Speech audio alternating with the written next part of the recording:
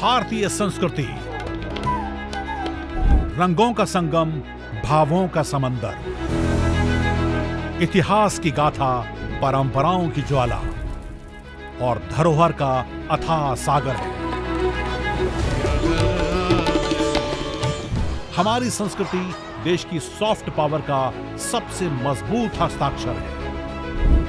योग, आयुर्वेद, भारतीय दर्शन, साहित्य, कला और संगीत जैसे अनेक क्षेत्रों में भारत की अमूल्य देन ने पूरे विश्व को प्रभावित किया है। इंदिरा गांधी राष्ट्रीय कला केंद्र भारत की इस समृद्ध संस्कृति को दुनिया के सामने लाने का प्रयास कर रहा है।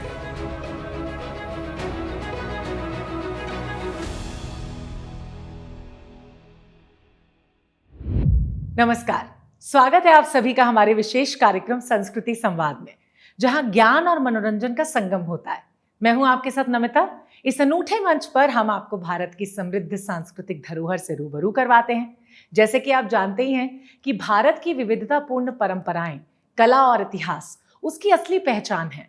इस विशेष कार्यक्रम के जरिए हम आपको वो कहानियां सुनाते हैं जो हमारी सांस्कृतिक विरासत का अभिन्न अंग हैं। तो चलिए आज के सफर की शुरुआत करते हैं और देखते हैं एपिसोड की खास झलकियां।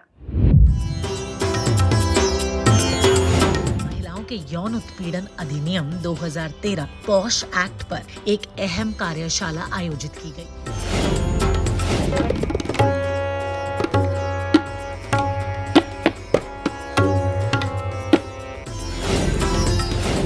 तोड़ कर पहना ने सेहरे की बलाएं ले ली। सहसवान जो है डिस्ट्रिक्ट बदायूं के अंदर एक छोटा सा कस्बा है।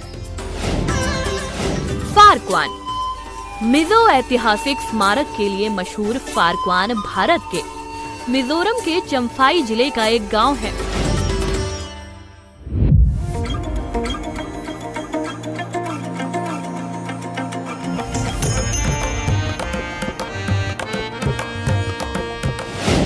झलकियां देखकर तो आप समझ ही गए होंगे कि आज के एपिसोड में हम आपको क्या दिखाने वाले हैं। तो चलिए बढ़ते हैं संस्कृति संवाद के पहले सेगमेंट साप्ताहिक सुर्खियां की तरफ। इस सेगमेंट में हम आपको दिखाएंगे कि बीते दिनों कला और साहित्य के क्षेत्र में कौन कौन से प्रमुख कार्यक्रम आयोजित हुए। तो देखते हैं सुर्खियां। इंदिरा गांधी राष्ट्रीय कला केंद्र में कार्यस्थल पर महिलाओं के यौन उत्पीड़न अधिनियम 2013 यानी पॉश एक्ट पर एक अहम कार्यशाला आयोजित की गई। इस सत्र का नेतृत्व दिल्ली विश्वविद्यालय की विधि संकाय की सहायक प्रोफेसर डॉक्टर सीमा सिंह ने किया। ये जो आपका पॉश एक्ट है, ये एक पावरफुल एक्ट है और इसको पूरी समझदारी के साथ इस्तेमाल करना चाहिए। ये जो एक वेंजियंस हो गया है ना कि बदला लेने के लिए इस्तेमाल करना, ये नहीं होना चाहिए। तो अगर आपके साथ कभी भी ऐसा होता है या किसी और के साथ भी ऐसा हो रहा है तो भी आप उसको रिपोर्ट कर सकते हैं, बशर्ते कि वो अपने केस में एज अ कंप्लेनेंट अपना स्टेटमेंट देने के लिए तैयार हो। तो आप नोटिस में ला सकते हैं कि ऐसे, क्योंकि वहाँ पे एक विजिल जो है ना वो एक एम्प्लॉयर की होनी चाहिए कि हमारा जो वर्क प्लेस है वो बेसिकली सेफ है या सेफ नहीं है। कार्यशाला में मौजूद IGNCA की वित्तीय सलाहकार और मुख्य लेखा अधिकारी नीलम गौतम ने कार्यस्थल को सुरक्षित और सहयोगपूर्ण बनाने की प्रतिबद्धता दोहराई। कार्यशाला का उद्देश्य यौन उत्पीड़न के विभिन्न स्वरूपों के बारे में जागरूकता बढ़ाना और महिलाओं के अधिकारों की कानूनी सुरक्षा के बारे में जानकारी देना था। IGNCA का मानना है कि इस तरह की पहल महिलाओं को सशक्त बनाने और कार्यस्थल को सुरक्षित, सम्मानजनक और समावेशी बनाने में बेहद महत्वपूर्ण है। इंदिरा गांधी राष्ट्रीय कला केंद्र और एम गिरी यानी महात्मा गांधी ग्रामीण औद्योगिकरण संस्थान वर्धा के बीच एक महत्वपूर्ण MOU पर हस्ताक्षर किए गए। इस साझेदारी का उद्देश्य एम गिरी को ग्रामीण औद्योगिकरण के एक उत्कृष्टता केंद्र के रूप में विकसित करना है। इस परियोजना के तहत गांधी स्मृति भवन, कस्तूरबा किचन और वर्धा हाट जैसे ऐतिहासिक स्थलों का संरक्षण किया जाएगा। इस अवसर पर IGNCA के सदस्य सचिव डॉक्टर सच्चिदानंद जोशी, एम गिरी के निदेशक डॉक्टर आशुतोष ए मुरकुटे समेत कई गणमान्य अतिथि उपस्थित रहे। संथाल हूल की 170वीं वर्षगांठ के अवसर पर एक दिवसीय संगोष्ठी का आयोजन किया गया। आईजीएनसीए के क्षेत्रीय केंद्र रांची और डॉक्टर श्यामा प्रसाद मुखर्जी विश्वविद्यालय के जनजातीय और क्षेत्रीय भाषा विभाग के संयुक्त तत्वाधान में ये आयोजन हुआ। संथाल हूल आदिवासी प्रतिरोध और विरासत की स्मृति विषय पर आयोजित इस संगोष्ठी में प्रख्यात विद्वानों, शोधार्थियों और छात्रों ने भाग लिया। इस अवसर पर संथाल विद्रोह को भारतीय स्वतंत्रता संग्राम के एक अहम अध्याय के रूप में याद किया गया। गोवा में इंदिरा गांधी राष्ट्रीय कला केंद्र के क्षेत्रीय केंद्र द्वारा अवागाची विट्ठल नामक सांस्कृतिक कार्यक्रम का आयोजन किया गया। ये कार्यक्रम पंढरपुर वारी की भक्ति परंपरा को समर्पित था और रविंद्र भवन सांखली के सहयोग से आयोजित हुआ। इसका उद्घाटन गोवा के मुख्यमंत्री डॉक्टर प्रमोद सावंत ने किया। कार्यक्रम में भक्ति संगीत, नृत्य और लोक परंपराओं के माध्यम से भगवान विट्ठल की महिमा का गुणगान किया गया। केरल की जीवंत आध्यात्मिक परंपराओं का दस्तावेजीकरण करते हुए इंदिरा गांधी राष्ट्रीय कला केंद्र के क्षेत्रीय केंद्र त्रिशूर ने एक दुर्लभ पहल की है। नादुविल स्वामियार मधोम में आयोजित इस मठवासी दीक्षा समारोह को क्षेत्रीय केंद्र त्रिशूर ने रिकॉर्ड किया। ये केरल की परंपरागत संन्यास परंपरा की झलक देने वाला एक पवित्र और अत्यंत दुर्लभ अवसर है। इस ऐतिहासिक दस्तावेजीकरण के जरिए आने वाली पीढ़ियां अब इन आध्यात्मिक परंपराओं से सीधे जुड़ सकेंगी। तो ये थी इस हफ्ते की सुर्खियां। अब रुख करते हैं अगले सेगमेंट का।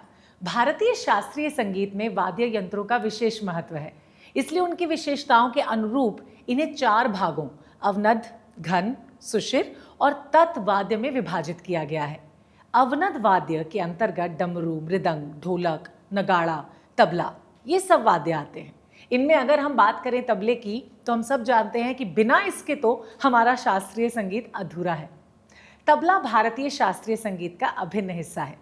तबला न सिर्फ भारतीय संगीत बल्कि वैश्विक स्तर पर भी अपनी विशेष पहचान कायम कर चुका है और इसका श्रेय जाता है शिव नारायण जोशी, शौकत हुसैन खान, अल्लाह रखा खान, उन्हीं के बेटे जाकिर हुसैन और विजय घटे समेत कई कलाकारों को। इन्हीं में से एक नाम है उस्ताद फयाज खान का। उनकी उंगलियों की थाप और अद्वितीय शैली ने सभी को मंत्रमुग्ध किया है। तो आज सांस्कृतिक प्रस्तुति के सेगमेंट में हम आपको दिखाते हैं प्रसिद्ध तबला वादक उस्ताद फयाज खान की विशेष प्रस्तुति।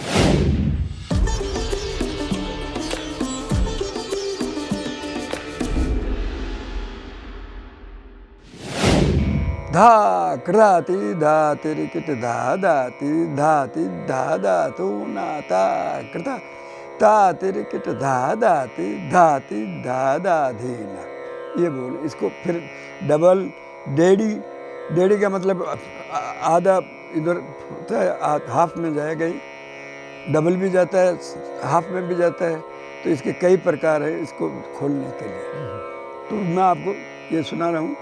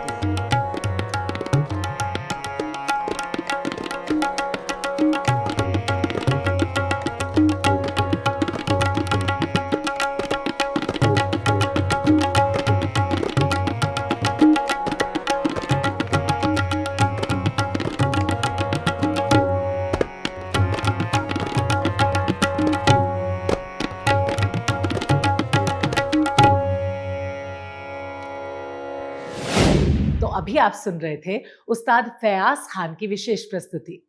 फिलहाल हम बढ़ते हैं कार्यक्रम के अगले सेगमेंट की ओर। अब बात फिल्मों की करते हैं। फिल्मों के माध्यम से हम अलग अलग संस्कृतियों के साथ रूबरू होते हैं। आपने कभी मिरासन समुदाय के बारे में सुना है? पंजाब के लोक गीतों की समृद्ध परंपरा में मिरासन समुदाय का महत्वपूर्ण स्थान है। मिरासन महिलाएं पीढ़ियों से शादी, त्योहार और अन्य सामाजिक अवसरों पर लोक गीत गाकर सांस्कृतिक धरोहर को जीवित रखे हुए हैं। मिरासन समुदाय की गायकी में सादगी और गहरी भावनाएं छुपी होती हैं जो सीधे दिल तक पहुंचती हैं। इनकी लोक धुनें न सिर्फ पंजाब की बल्कि भारतीय लोकगीत की धरोहर हैं जो श्रोताओं को मंत्रमुग्ध कर देती हैं। तो आइए आज सिने सर्कल के खास सेगमेंट में देखते हैं इसी मिरासन समुदाय पर आधारित film Mirasans of Punjab born to Singh.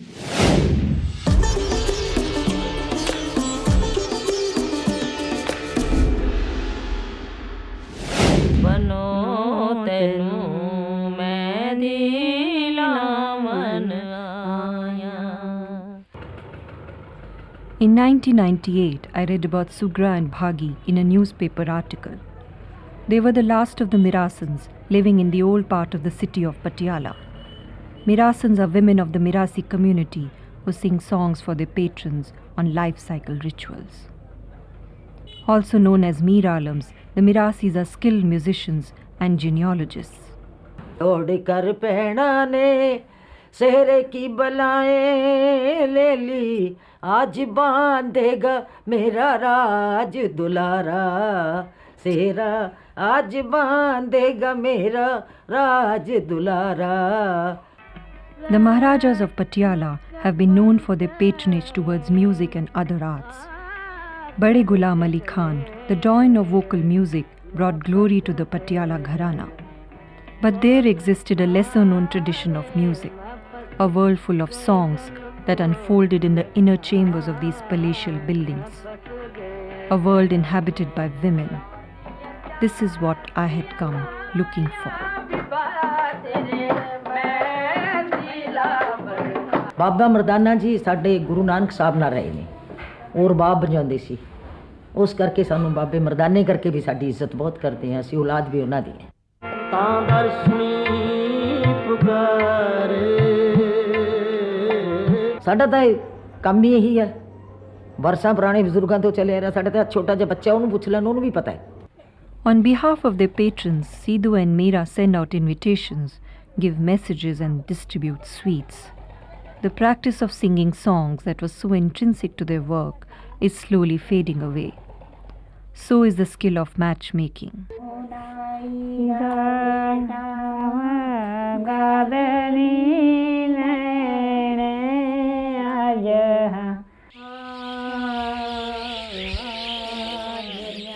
The time of death when the Mirasans are called upon to perform the Siapa, songs that accompany the death rituals.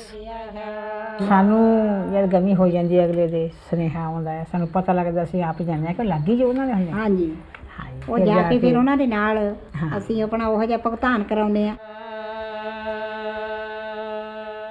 ਤੇ ਅਸੀਂ ਫਿਰ ਖੜਾਉਂਦੇ ਆ ਬੁੜੀਆਂ ਨੂੰ, ਖੜਾ ਕੇ ਫਿਰ ਉਹਨਾਂ ਨੂੰ ਵੀ ਰੌਣ ਵੀ ਲਾਉਂਦੇ ਆ ਤੇ ਫਿਰ ਅਸੀਂ ਹਟਾਉਂਦੇ ਵੀ ਆ, ਹਟਾਉਂਦੇ ਵੀ ਆ ਉਹਨਾਂ ਨੂੰ ਹਟਾਉਣੇ ਬਸ ਜੀ, ਕੁਛ ਨਹੀਂ ਬਣਦਾ ਹੈ ਕਿ ਨਹੀਂ, ਵੀ ਜੋ ਪਾਣਾ ਦੀ ਬੀਤ ਗਿਆ। ਮਹਾਰਾਜ ਦਾ ਹੁਕਮ ਹੈ ਵੀ ਤੁਸੀਂ ਹੁਣ ਚੁੱਪ ਕਰ ਜਾਓ। ਹਾਂ, ਫਿਰ ਅਸੀਂ ਚੁੱਪ ਵੀ ਕਰਾਉਂਦੇ ਆ। ਪਹਿਲਾਂ ਅਸੀਂ ਰੌਣ ਲਾਉਂਦੇ ਵੀ ਆ, ਲਾਉਂਦੇ ਵੀ ਅਸੀਂ ਹੋਈਆਂ। ਹਾਂ ਜੀ।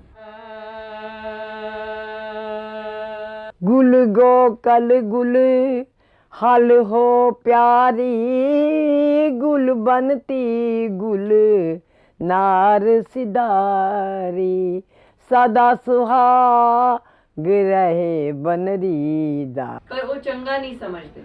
ਨਹੀਂ, ਉਹ ਚੰਗਾ ਵੀ ਸਮਝਦੇ, ਜਦੋਂ ਹਿੰਟ ਮਾਰਦਾ ਤਾਂ ਇਹਦਾ ਮਤਲਬ ਹੈ ਵੀ ਚੰਗਾ ਹੀ ਨਹੀਂ ਸਮਝਦੇ। ਅੱਜ ਕੱਲ੍ਹ ਦੇ ਬੱਚੇ, ਫਿਰ ਤੁਸੀਂ ਸਿਆਣੇ ਹੀ ਹੋ ਨਾ। ਹੁਣ ਉਹ ਤਾਂ ਅਫਸਰ ਬਣ ਗਿਆ, ਸਾਡਾ ਟਾਈਮ ਇਸੇ ਕੰਮ 'ਚ ਹੀ ਗੁਜ਼ਰ ਗਿਆ। ਸਾਨੂੰ ਤਾਂ ਅੱਛਾ ਲੱਗਦਾ, ਉਹਨਾਂ ਬੱਚਿਆਂ ਨੂੰ ਹੁਣ ਨਹੀਂ ਪਸੰਦ ਹੈ ਇਹ ਕੰਮ।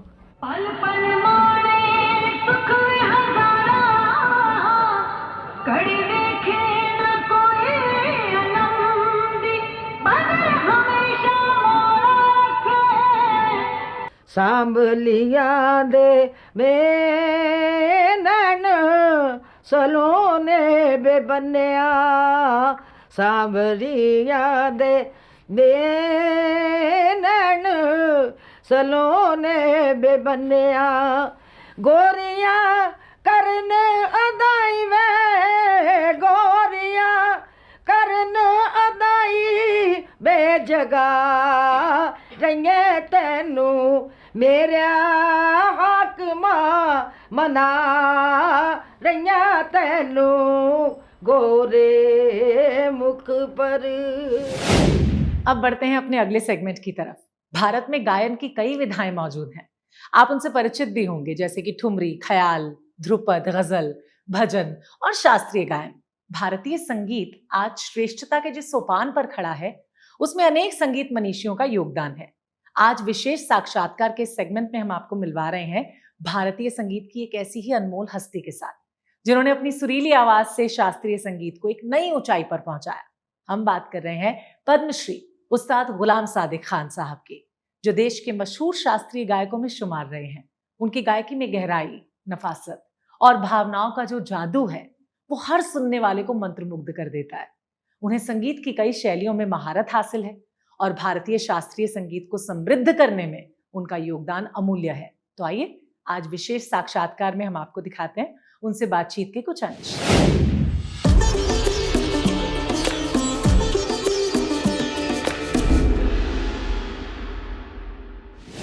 रामपुर तो रामपुर है ही है, स्टेट है। कई जनरेशन से वहाँ पर हमारे बुजुर्ग जो थे वहाँ पर काम करते रहे। सहसवान जो है डिस्ट्रिक्ट बदायूं के अंदर एक छोटा सा कस्बा है। वहाँ पर कुछ बुजुर्ग लोग जन्म लिया उन्होंने, जैसे मुश्ताक हुसैन खान साहब, इरात हुसैन खान साहब और बुज़ुर्गों ने वहाँ जन्म लिया। तो इसलिए रामपुर तो तालीम का उनका शहर था कि यहाँ पर रामपुर से बहादुर हुसैन खान साहब से तालीम ली थी। मियाँ तानसेन के वंशजीय थे वो, और सहसवान जो था वो उनकी जाए रहाइश था। तो इस तरह से रामपुर सहसवान घराने का नाम पड़ा।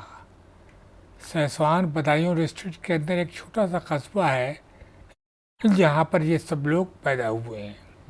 उस्ताद इनायत हुसैन खान साहब, जिनके नाम पे हम लोग कान पकड़ते हैं, और चूँकि वो उन्होंने ही इस घराने की एक तरह बुनियाद डाली।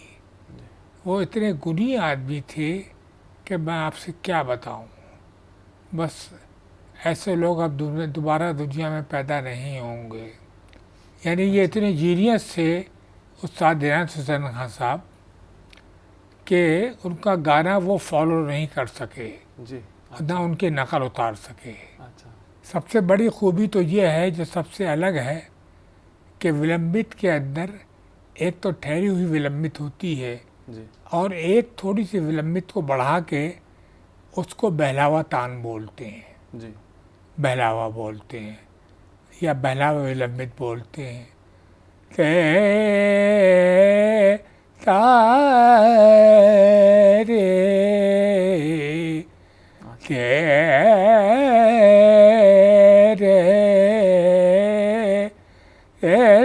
नो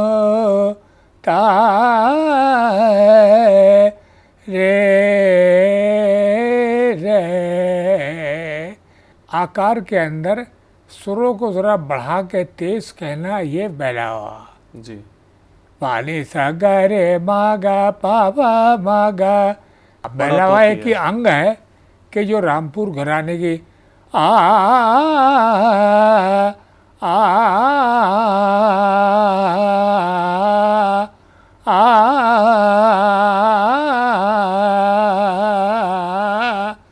ये ख़ास राग है गौर सारंग, जो रामपुर वालों का गाने का मतलब बहुत अच्छी तरह गाया जाता है रामपुर में।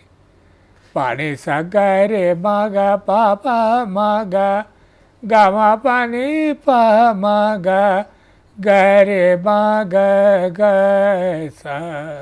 नवाब रता अली खां के ज़माने में जी, जो आखिर नवाब रहे हैं, उस वक्त रियासतें मर्ज होना शुरू हो गई थी जी। तो नवाब साहब ने ये किया कि जितने भी अरबाब निशात के लोग थे किसी को कुछ दे दिया, किसी को कोई मकान दे दी, किसी को कोई जायदाद दे दिया, किसी को कोई हाता दे दिया। लेकिन नवाब साहब खुद इतने दानी थे, इतने यानी बड़े दिल के थे कि उन्होंने किसी को नाउम्मीद नहीं होने दिया। सुर ज्ञान सबसे पहले संभलवाते थे वो जी। यानी ताल का कोई काम नहीं था जी। पहले सुर के पलटे सारे गा रे गा मा पा दा नी धानी सा पा दा नी मा पा दा गा मा पा। तो ये पलटे पहले लगते थे और उसके बाद बंदिश बताते थे वो करम के नजर कीजिए तुम बड़े गरीब नवाजा। अब हम आ पहुंचे हैं संस्कृति संवाद के अंतिम हिस्से, मेरा गांव मेरी धरोहर में। इस खास सेगमेंट में हम आपको भारत के किसी एक विशिष्ट गांव की अनूठी लोक कला और वहां की परंपरा से परिचित करवाते हैं जो उसकी खास पहचान को दर्शाती है। मेरा गांव मेरी धरोहर भारत सरकार की महत्वपूर्ण पहल national mission on cultural mapping का एक प्रमुख हिस्सा है। इस मिशन का उद्देश्य गांव की सांस्कृतिक धरोहर का दस्तावेजीकरण करना है ताकि इसे भविष्य की पीढ़ियों के लिए संरक्षित रखा जा सके। तो आज इस सेगमेंट में हम आपको लेकर चल रहे हैं मिजोरम के गांव फारकॉन में।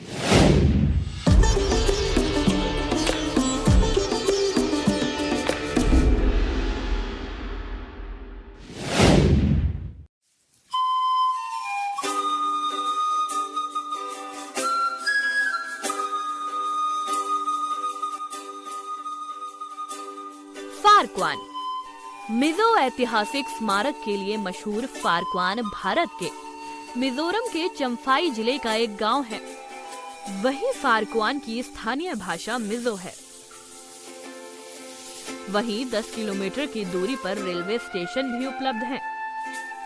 गांव में शिक्षा दर की बात की जाए तो सरकारी और निजी कई माध्यमिक विद्यालय हैं।